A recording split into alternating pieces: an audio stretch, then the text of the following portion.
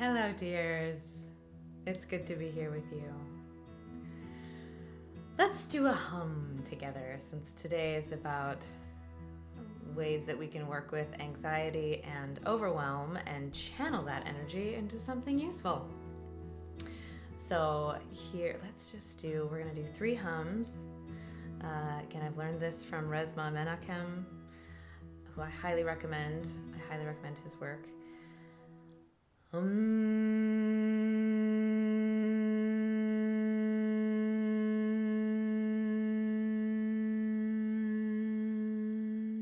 that simple. Just pick a note.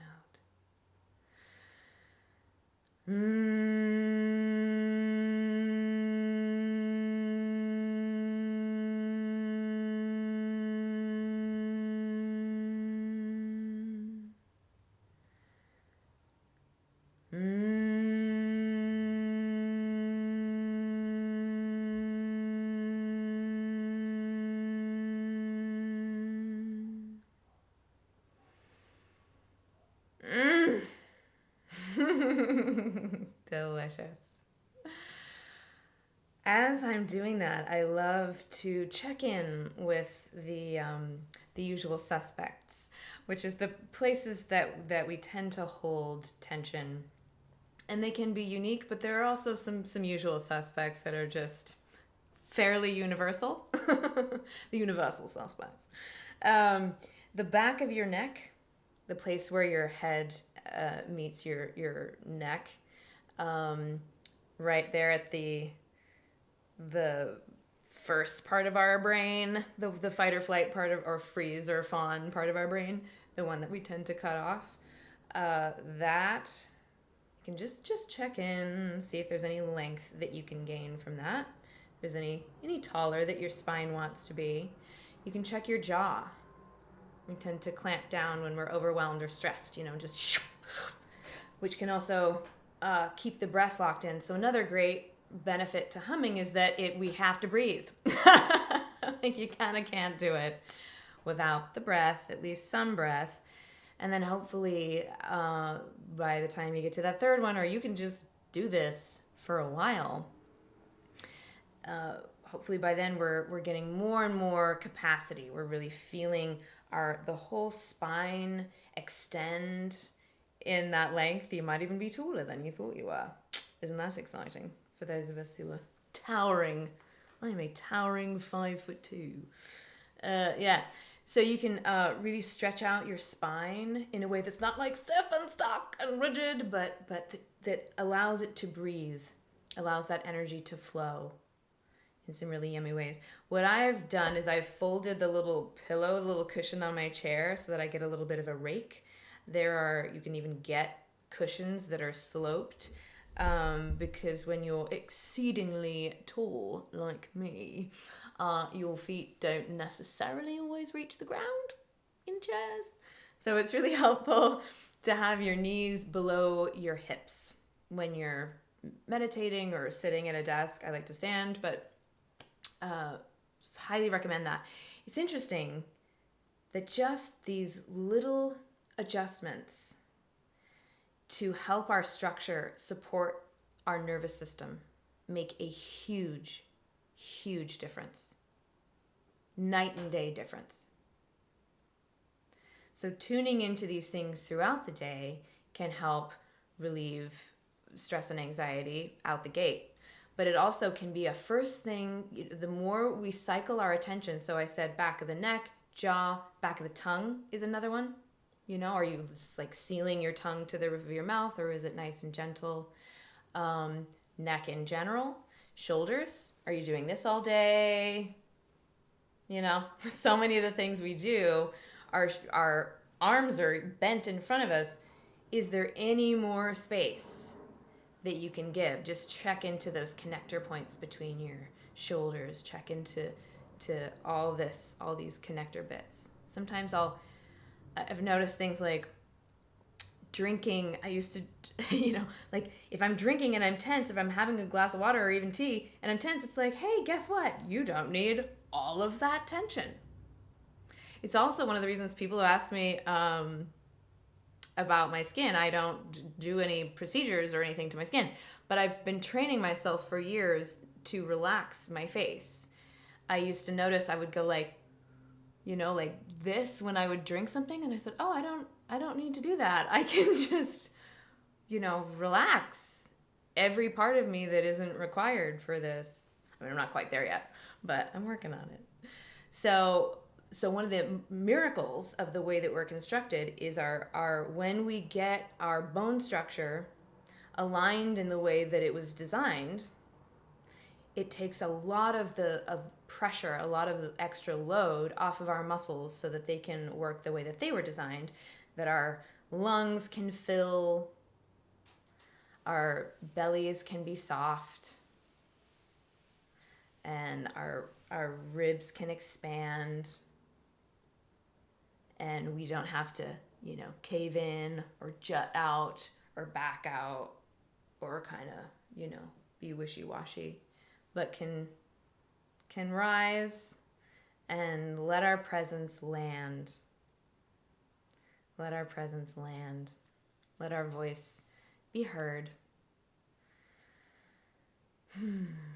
Yeah.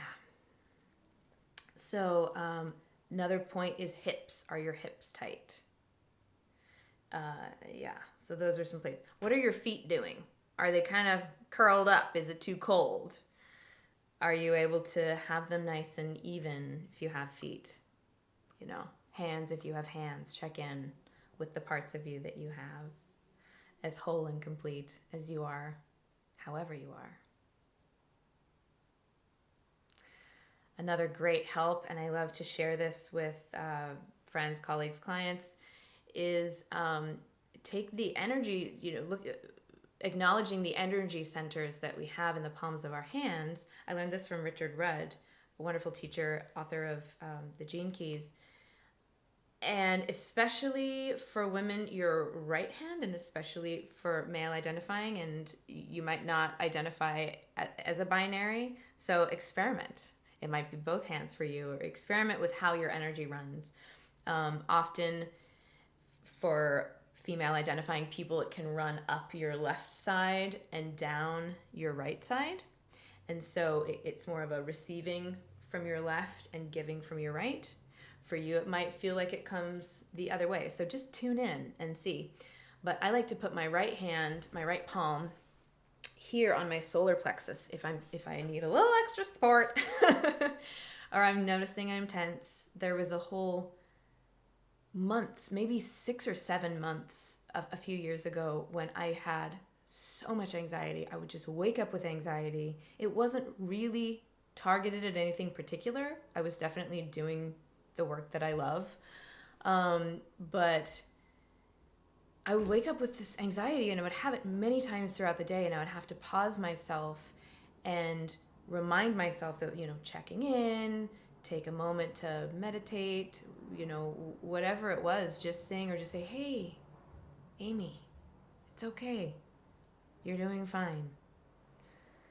Or write in my journal, different things.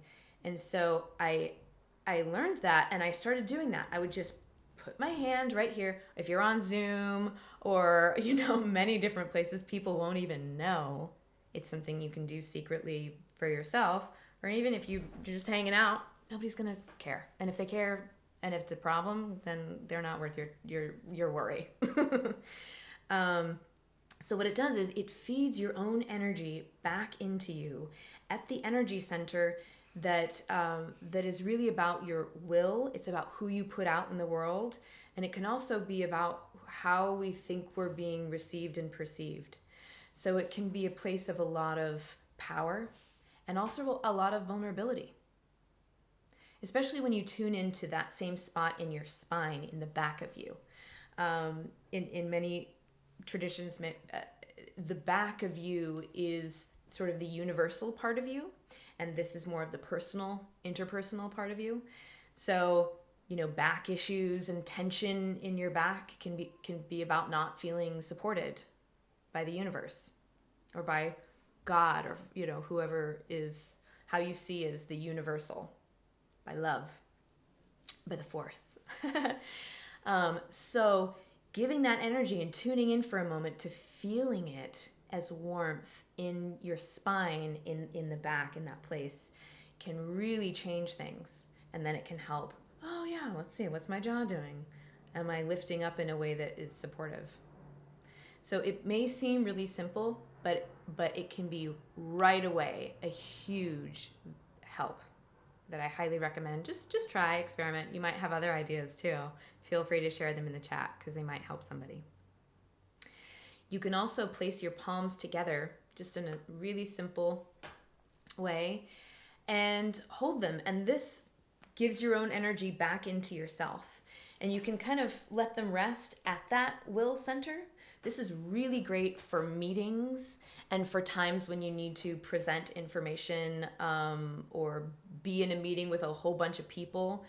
It can be a great way to check and make sure that you're what I call on axis. So what I mean by that is going back to when I was talking about the structure of our bodies and how when we're aligned in our spine and in our head, our energy, which is a torus field with many torus fields, but for this purpose, we can think of the biggest torus field that we are, and also our heart center, all of our energy centers are torus fields.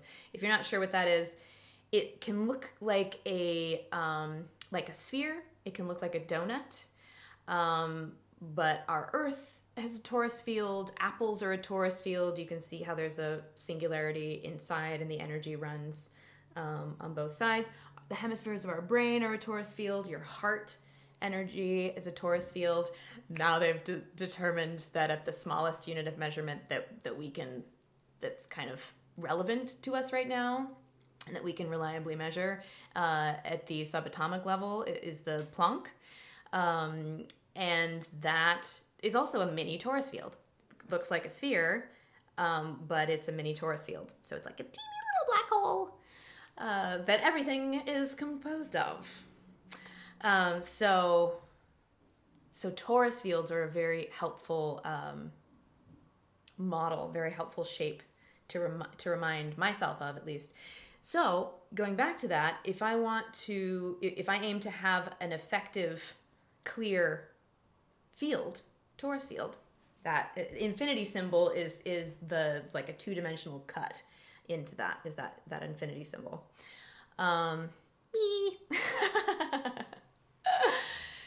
So yeah, spirals are also the poles of that torus field.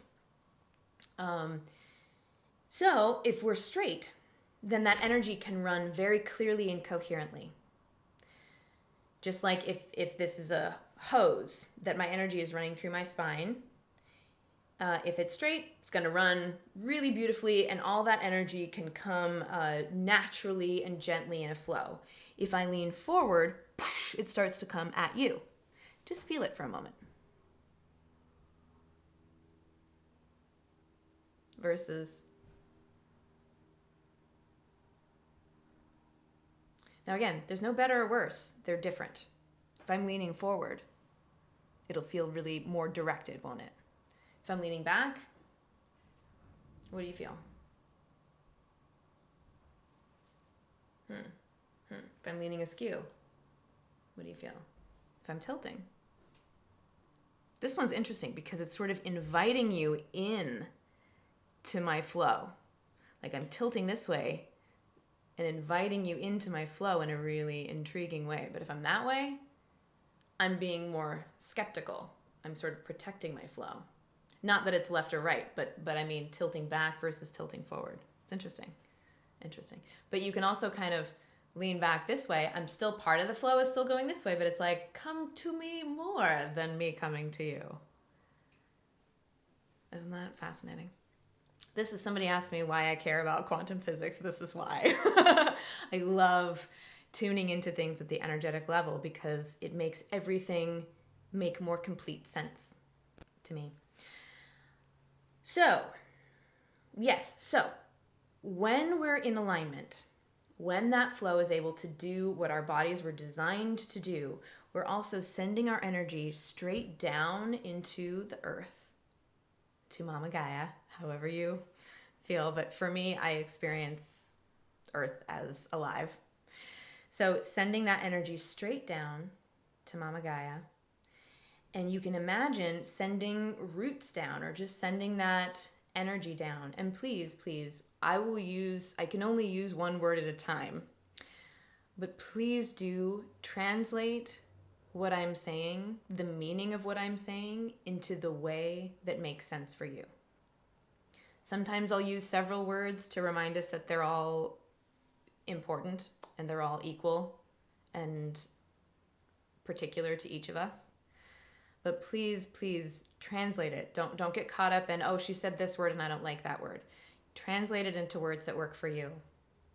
And that would make me so happy. That is the Druid way. I am, among many things, a Druid, but among many things. So I don't identify only in one singular way. But one of the things I love about Druid practice is that it's a practice of tuning into making things work for you, realigning the words to be what feels right for you and really checking in with that, not just taking somebody's word for their word and ignoring what feels true for you, but listening to different perspectives and tuning into what feels right for you.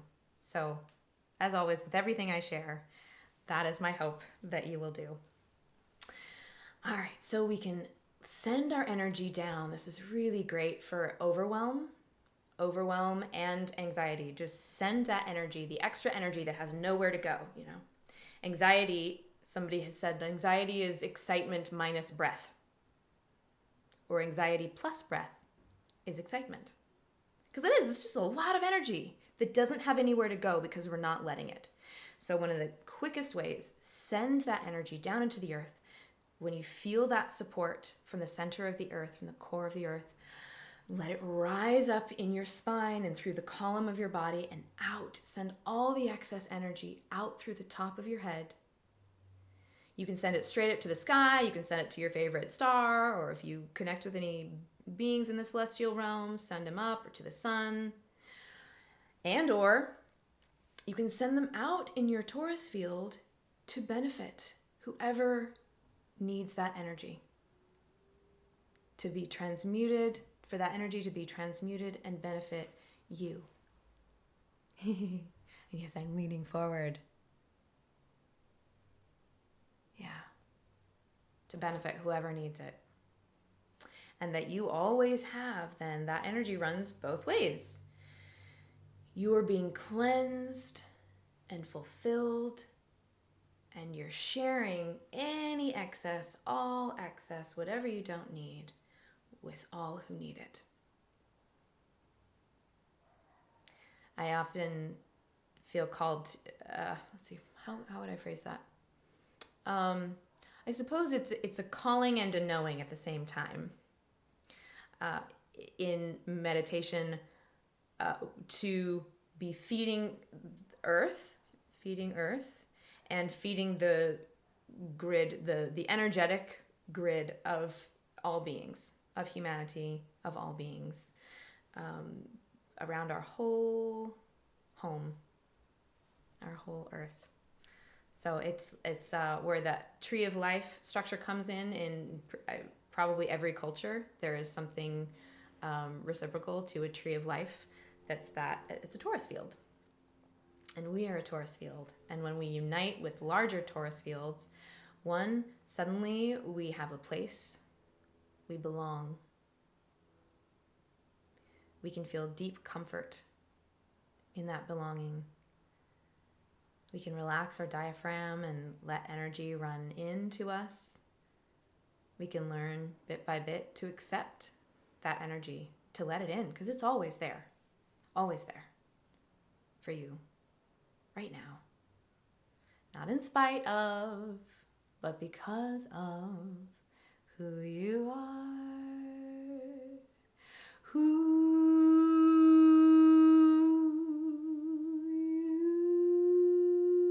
you are, who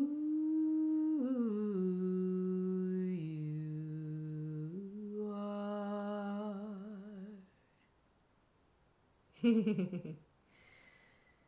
Yeah. just remembered I was saying, because I'm doing this. So when you place these palms at your energy center, it's really helpful for staying on axis. And by that, I mean checking myself. I can tell if I'm leaning forward. Sometimes you want to lean forward, but I need to call myself on, am I cutting somebody off? Am I so excited about something that I'm jumping in and it's not my turn? That's something I'm totally still working on. Totally still working on. Like, good, I'm glad you're excited. Send it into the earth. Your time will come, Amy. Send it up into all beings. Listen. Your time will come, Amy. So that can be really helpful for that. It can also be helpful for if I'm bracing. If somebody said something that's not cool, or something hit something old for me and I need to just take a moment to be with that, a lot of feeling came up, it can be helpful to just check into that and go, I'm bracing. Interesting. Let me feel into that, or let me remember to do that when I have a moment, if it's a work meeting. So those are two things that are really helpful. You can also, when you have a moment, or if you have the luxury of working at home or having an office or being somewhere where you can warm up your hands if they're a little bit chilly. Get that energy really going. Of course, not if you're driving right now. Just keep your hands on the wheel, even if you have a Tesla. Even if you've got something amazing that can just drive it on for you, just keep your hands. Feel that. Woo! Woo! Yeah, and you can even place an intention into that energy if you would like. For healing, maybe. For relaxation. For support. For love. And place your hands wherever they want to go. Back of your neck is a great place. Chest is a great place. Often at night, I'll lay down with my wonderful husband and kitty, and I'll place a hand here, one hand here, and one hand on my tummy. And when I said before, our energy often goes up one side and down the other, it also goes both ways. Energy is coming out of both palms. It's just, in a general sense, there is like a larger energy flow through the month that tends to go up one side, down the other, start in your feet. And I guess you can imagine it starting from any point. So you might place hands wherever they need it. It might kind of surprise you. You might think, it needs to go there. And then you find your hand going some other place. So you can just trust that. But this is a good heal all energy center and tummy. Let's see, what else wants to be said? Overwhelm. Somebody wise once told me that if you're overwhelmed, then you're not delegating. You're trying to do it all. And I have many, many jobs, and I'm sure many of you have, probably all of you, so many different things that you do in the day, and people who need you, which is great. And it all depends on my relationship to the moment, how I feel, and how I feel also dictates the moment in many ways. So if I'm feeling overwhelmed, you can do any of those grounding practices, release that energy, and go, the first thing is just recognizing it. I see you're feeling overwhelmed. You're fine. You're going to be okay. You are okay. Keep breathing. And then I love lists. I even love whiteboards. So find a way that works for you, whether that's writing in a journal, writing physically, making a list on an app. I have all of those things. I love all of those things. Sorry about that. But writing out all of the things, it does two wonderful things. it gets it all out of your head and onto paper or an app or something that is much better at holding it all than our brains are. Our brains are not for holding a to-do list. Our brains are for being really present to what needs to happen right now, and for going back and remembering things that we can learn from, and for tuning into things that we're cultivating or bringing into our awareness for what we love to call the future. Those three things are great for brains. Holding a whole ton of amorphous stuff that has to do with other people's deadlines and our expectations of ourselves kind of feels like this. It isn't really the best for our brain or body. And since we know that we hold memory in all different parts of our body, science has shown us, not just our brain, but all over our body, it eases your body as well to just get all that stuff out somewhere else. Going back to that, if you doubt me about the memory thing, have you ever had a massage? Have you ever had someone push on something and suddenly tears come to your eyes, or you remember a trauma from your past, or you think of somebody who you hadn't thought of in a while, and there's some anger still there, or some resentment or something? Ring a bell? Yes. Because memory is stored everywhere in our bodies. Not only our bodies, but also our bodies. So getting it all out on a list is great. I like apps for the one that I really dig right now. I'm using my phone, but I think it's called Task Aid. Everybody can, find one. But I love Task Aid because I like to be able to stack things, nest things, and to rearrange them by hand so that I can just put down everything that I'm thinking of for a certain project and then rearrange the order of them and continue to do that throughout the day. So that is great. And then when it's all there, I can see, okay, what do I really need to do today? What do I need help with? What actually doesn't need to be done until tomorrow or another day or something, and then I can put that on another list so that it's not staring at me today and pressuring me today, and getting better and better at what's the amount that I meant to do today, only today, which might adjust. I might think this is going to take 5 minutes and it takes an hour. Then you can still adjust. You can put them on to another day. But it really helps to remember, to just have that, to remember that I have that control. I have that ability to change things. Also, that we're not stuck. Wherever we are, we have agency. And I know this is a very complicated subject for a lot of people in a lot of different circumstances, because we don't always have control over our circumstances. But a lot of times we do, and if we don't, we do have control over our relationship to those circumstances.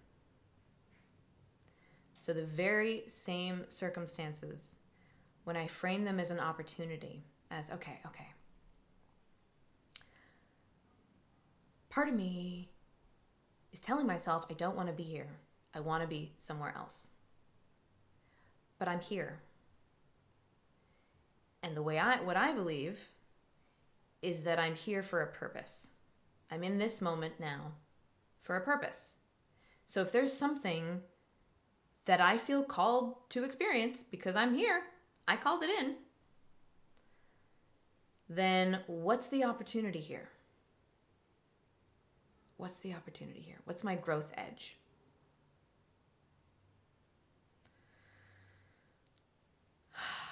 Because there's totally something, and this is getting long, so I'll have to save that for another time.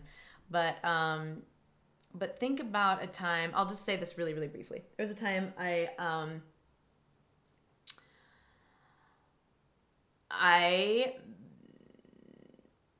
was at a boarding school, and there were 6 of us in the class, and I was sick with strep throat for one day.